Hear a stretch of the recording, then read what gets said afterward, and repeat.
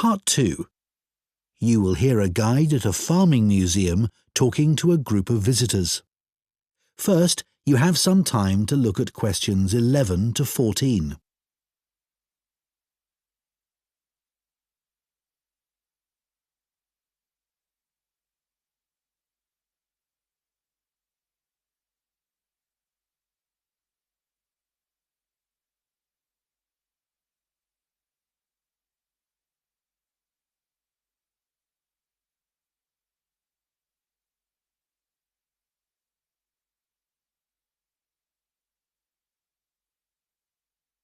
Now listen carefully and answer questions 11 to 14.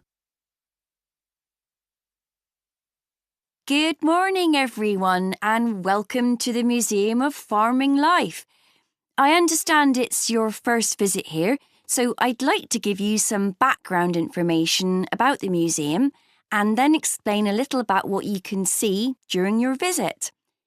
So, where we're standing at the moment is the entrance to a large building that was constructed in 1880 as the home of a local businessman, Alfred Palmer, of the Palmer Biscuit Factory. It was later sold and became a hall of residence for students in 1911 and a museum in 1951. In 2005, a modern extension was built to accommodate the museum's collections.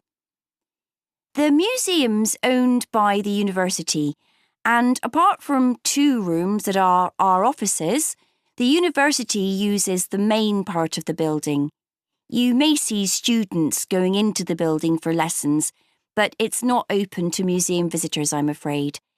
It's a shame because the interior architectural features are outstanding, especially the room that used to be the library. Luckily, we've managed to keep entry to the museum free. This includes access to all the galleries, outdoor areas, and the rooms for special exhibitions. We run activities for children and students, such as the Museum Club, for which there's no charge. We do have a donation box just over there, so feel free to give whatever amount you consider appropriate. We do have a cloakroom if you'd like to leave your coats and bags somewhere. Unlike other museums, photography is allowed here, so you might like to keep your cameras with you. You might be more comfortable not carrying around heavy rucksacks, though keep your coats and jackets on as it's quite cold in the museum garden today. Before you hear the rest of the talk, you have some time to look at questions 15 to 20.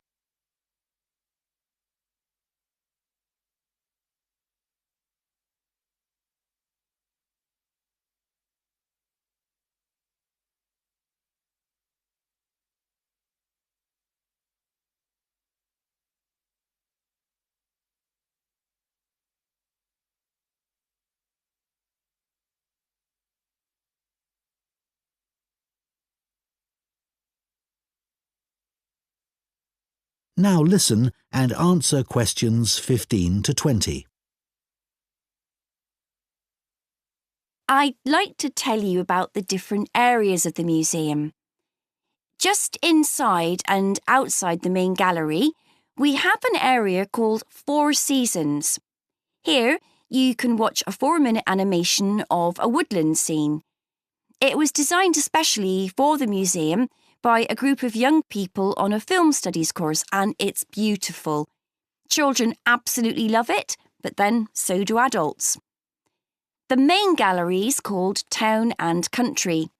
It includes a photographic collection of prize-winning sheep and shepherds. Leaving Town and Country, you enter Farmhouse Kitchen, which is, well, self-explanatory. Here, we have the oldest collection of equipment for making butter and cheese in the country. And this morning, a specialist cheesemaker will be giving demonstrations of how it's produced. You may even get to try some. After that, you can go in 2 directions. To the right is a staircase that takes you up to a landing from where you can look down on the galleries. To the left is a room called A Year on the Farm. There is lots of seating here, as sometimes we use the room for school visits, so it's a good place to stop for a rest. If you're feeling competitive, you can take our memory test, in which you answer questions about things you've seen in the museum. The next area is called Wagon Walk. This contains farm carts from nearly every part of the country.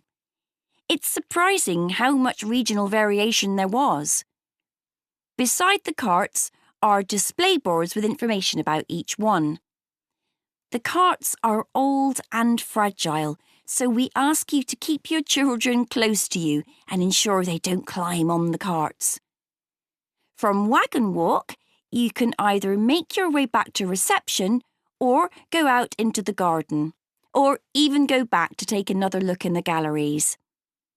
In the far corner of the garden is Bees Are Magic, but we're redeveloping this area so you can't visit that at the moment. You can still buy our honey in the shop though. Finally, there's the pond, which contains all kinds of interesting wildlife. There are baby ducks that are only a few days old, as well as tiny frogs. The pond isn't deep, and there is a fence around it, so it's perfectly safe for children. That is the end of Part 2. You now have 30 seconds to check your answers to Part 2.